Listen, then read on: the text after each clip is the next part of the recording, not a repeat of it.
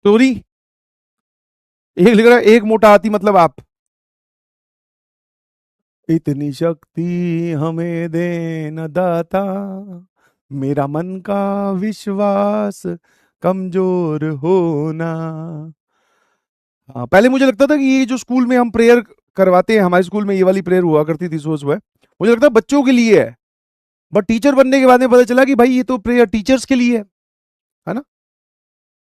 कि टीचर्स को ये बात बोली जा रही है बच्चों द्वारा कि इतनी शक्ति इन्हें देना दाता, इनका मन का विश्वास कमजोर ना हो।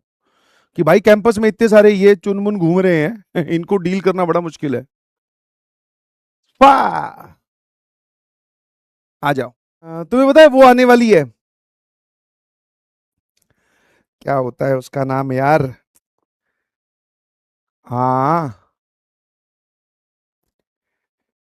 हाँ। अरे वो, तुम्हें तो पता ही होगा आने वाली है वो, नहीं पता है। हाँ। पढ़ाई का मौसम। माय गॉड सर, क्यों डरा रहे हो? मैं कहा डरा क्या रहे हो, इसमें सही बात है भाई। व्हाट इज डरा रहे हो? राखी। हम्म। बिल्कुल बिल्कुल भाई, राखी तो चलो आ ही रही है, राखी आ रही है, क्रिसमस आ रही है, गांधी जयंती आ रही है ना। फिर न्यू ईयर भी आएगा, सब आएगा।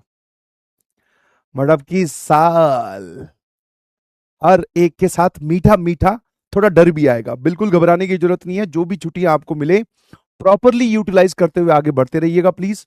जैसे कुछ बच्चे मुझे पिछली क्लास में कह रहे थे कि मोटिवेशन दे दो सर। मैंने कहा इतने नजदीक अब तुम एग्जाम के आ गए हो तो मेरे ख्याल से यही अपने आप में एक मोटिवेशन है कि now it is no turning back. अब यहां से वापस मुड़ के नहीं जाना चाहिए, क्योंकि हमने इतना बड़ा सफर, मैं यहां तक इसलिए नहीं आया था कि मैं सिर्फ यहीं तक पहुंच पाऊं, है ना। इससे आगे जाना है और सर झंडा गाड़ के दिखाना है, मेंस और एडवांस दोनों में। ठीक है। तो नाउ इज द टाइम। और इनफैक्ट तुम तो अब इस प्लानिंग में लगा करो, जब भी 5 मिनट 10 मिनट का ब्रेक लो, कि जब भाई स्टेज के ऊपर माइक मेरे हाथ में आएगा, जब मैं सबको पूरी दुनिया को अपना रिजल्ट बताऊंगा कैमरा पर यूट्यूब में जाकर लाइव, तब दुनिया वाले जो हैं वो अचंभित हो जाने चाहिए, हैरान हो जाने चाहिए कि यार इस लड़के ने इतनी मेहनत, या इस लड़की ने इस स्टेज से आकर इतनी मेहनत कैसे कर ली। तुम्हें इंस्पिरेशन बनना है बाकी लोगों के लिए, और जो कि बना जा सकता है बहुत आसानी से। हाँ, है ना।